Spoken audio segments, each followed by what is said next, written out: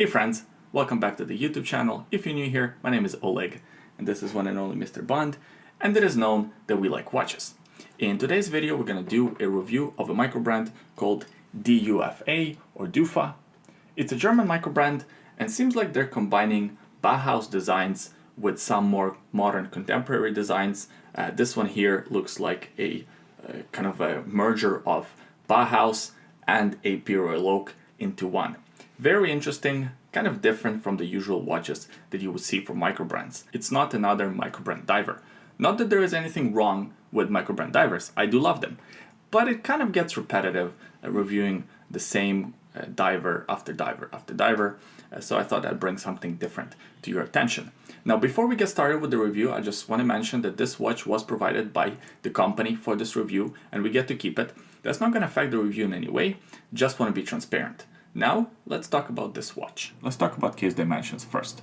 The watch has a diameter of 40 millimeters, so from this point to this point, but excluding the crown, it's 47 millimeters from one leg to another, so from this point to this point. However, this watch does have an integrated bracelet, so actually the widest points on the watch are farther apart than 47 millimeters. As you can see, this bracelet does hug your wrist. The watch is only 9.5 millimeters thick, very nice and slim, and the lug width, again integrated bracelet, but this lug width here is about 21-22 millimeters. Here's what the watch looks like on my 7.5 inches or just under 20 centimeters wrist. I gotta admit, I quite like this fit. The size is kind of perfect for my size of a wrist and for this design.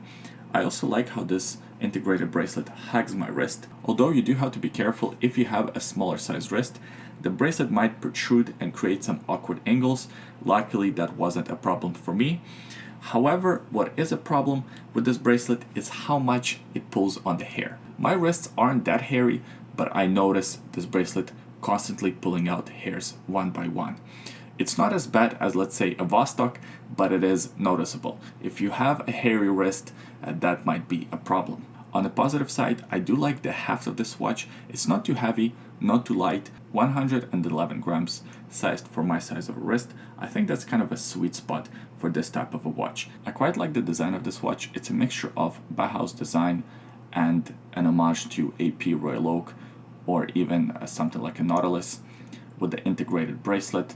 This H-link bracelet, of course, is not exactly the same as the one on AP Royal Oak, but it does evoke that same emotion, that same sentiment. If you were to look at the two watches side by side, you can see a lot of parallels can be drawn. However, I like the simplicity of this design. The dial is very nice and clean. I also like the finishes that they chose for this watch, so it has pretty much all brushed or satin finish, except for a few polished highlights. As you can see, the bezel is brushed, except for this little polished ring.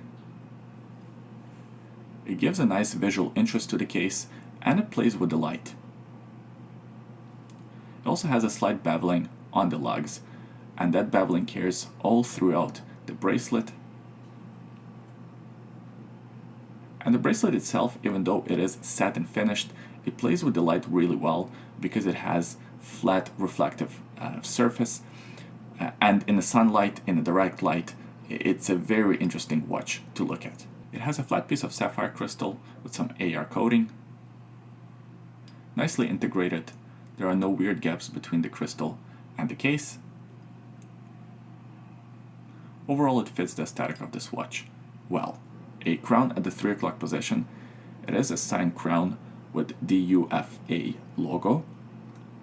It's a simple push-pull style crown, not screw down, so you can wind the watch from the first position. Crown action, pretty good, nice and solid, can't complain about that, but of course, without the screw down crown, you do suffer with some water resistance. On the website, it says 30 meters or 3 atmospheres of water resistance. On the caseback of the watch, it says 50 meters, or 5 atmospheres of water resistance. Not sure which one to trust, the case or the website. Either way, I wouldn't take this watch swimming. For everyday activities like washing your hands, it should be fine, but definitely don't take this one into the water. Speaking of the caseback, it's a simple snap-on caseback. It's not a screw-down caseback, it's not held in place with screws. I'm not a big fan of these snap-on casebacks. As you can see, this one is actually scratched up quite a bit, because I opened it up to look at the movement and then I had real trouble closing it in. Snapping it back in place can be a real pain in the neck. Now you might be wondering, Oleg, why the hell would you open the case back of this watch? Why would you need to look at the movement? Well, because if you look at the company's website, it doesn't actually say which movement the watch has. It only says Miyota 24 joules movement. It could be 8 series movement, it could be 9 series movement. There is a variety of different 9 series movements. So I wanted to find out exactly which one it has. It has a 9015 automatic Miyota movement. 24 joules beats at 28,800 vibrations per hour, has a date complication, and this one is fairly accurate.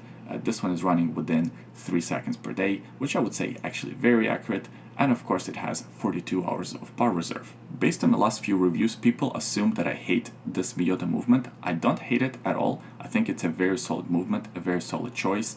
For a thin watch like this, they needed to go for a very thin movement, and actually Miyota is a slightly thinner movement than Sellita SW200.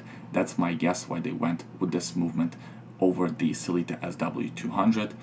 Now, why I say the Sellita SW200 sometimes is a better choice, that's for a more expensive watch, because you want to provide that better value for money proposition. Sellita SW200 is a more expensive movement, so when you're charging $500, $600 for a watch, you want to feel that value. You want to feel that value in a movement. Miyota, unfortunately, is a cheaper movement, or fortunately, a cheaper movement than Sellita SW200. Which is a good segue to the price point of this watch. This watch is 520 euros, which is about 615 United States pesos. Quite a bit of money for this watch. Now, that was my feedback for the owner of this company. He contacted me, very nice guy, and he said, Oleg, would you like to review this watch? I said, I think the price point is a little bit too high for specs that the watch has. He said, no, still give it a chance. Maybe you'll be blown away with the finishes, with the quality of the watch, and you will change your mind. So what do I think now? Did the quality and the finishes blow me away? Well, they didn't necessarily blow me away, but they are quite nice. As I mentioned, the finishes are great for a watch in this price point. They're actually well done. The bracelet, it's okay. Actually, the bracelet is not my favorite part of this watch. I do like integrated bracelets, but I think more time needed to be spent on this bracelet. First of all, this clasp, it's a butterfly type clasp. I do like that you can open each side independently, so you don't have to open one after another. And overall, it feels pretty solid. It has solid links, solid end links. Only push style pins. For a watch in this price category, you would expect screw in place pins. I'm guessing the holes here are too small for a screw down pin. That's why they chose push style pin. What I don't like about this bracelet, number one, it does pull hairs quite a bit. The edges on the inside of the bracelet could be more rounded off to prevent that. And number two, the rattle on the bracelet.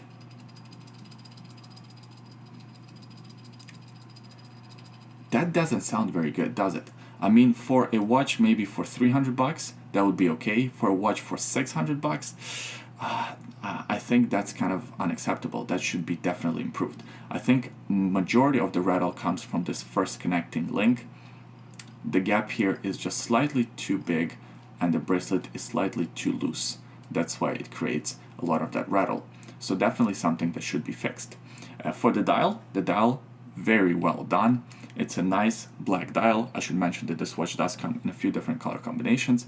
They sent me the black one, which I do appreciate. That's probably my favorite out of the bunch. Hashes for 3, 6, and 9. Double hashes for the 12 o'clock position. The rest are these lume pips. They're all applied, which is surprising in a thin watch like this. Unfortunately, the dial doesn't have too much depth because the watch is so thin. But overall, the design of the dial is very nice. I really like the simplistic Bauhaus design. The date window is at the 3 o'clock position. It has a color matched date wheel to the color of the dial. Open rail track for the seconds tracking. The logo is by the 12 o'clock position. It's printed on DUFA or DUFA. DUFA doesn't sound very good. I mean, I wish they had a different name or different abbreviation. I don't know, DUFA on your wrist. Doesn't sound good. Automatic written closer to the 6 o'clock position, and made in Germany all the way at the bottom there. So this is a made in Germany watch. A lot of the elements and the assembly probably was done in Germany. So that's good to see, and that's where some of that value comes from. The set of hands is pretty good. They're not anything to brag over, kind of flat and simple, but they get the job done. Kind of weird seeing no counterweight on the second hand. Threw me off the first time I saw it. There is some lume on this watch. Here's a lume shot for you. It's pretty good for this type of a watch, but it's not anything outstanding. Don't expect too much. Overall, I like the watch. The quality is great. I like the design. I like how it sits on the wrist. I like the dimensions of the watch. I just wish it were cheaper. $615 for this one. It's steep and it faces a lot of competition at that price point. If it were maybe $400, $450, it would get 2 thumbs up. At this price point, you have to really like the design to pull the trigger. One more negative that I noticed after reviewing footage of this watch, that the set of hands and the macro shots does look a bit rough. You can't really see it with your eye, but looking at the footage, you can definitely notice that the set of hands can use some improvements. Other than that, the watch is pretty great, and even the rotor noise on this one, it's not too bad. I don't know how they designed it. Maybe the case is more massive, or I don't know how it works, but on some watches this Miyota movement is very loud, on others it's not as loud. On this one, fortunately, it's not that loud. Maybe it's just the copy that I got. Maybe this one specifically is not that loud, but others would be. For me, the Miyota in this one is not that big of a negative. It's the price. The price is the biggest drawback for this watch. But what do I know? Maybe you guys disagree. Maybe you think this watch is well priced and you love it. Maybe you hate it. Leave your comments in the comment section below.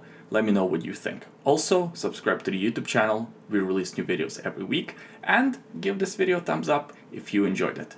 By the way, today on my wrist, I'm wearing my Rolex Datejust. I did a full review of this watch. That video can be found on the YouTube channel.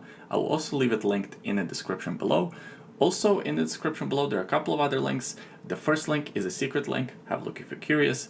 The second link is a link to bondnatostraps.com. If you're looking for a great quality NATO strap and want to support this YouTube channel at the same time, buying one of these NATO straps is a great way to do so. Thanks for watching this video. I hope you enjoyed it. I hope you had fun, and I'll see you guys next time. Bye. Good boy.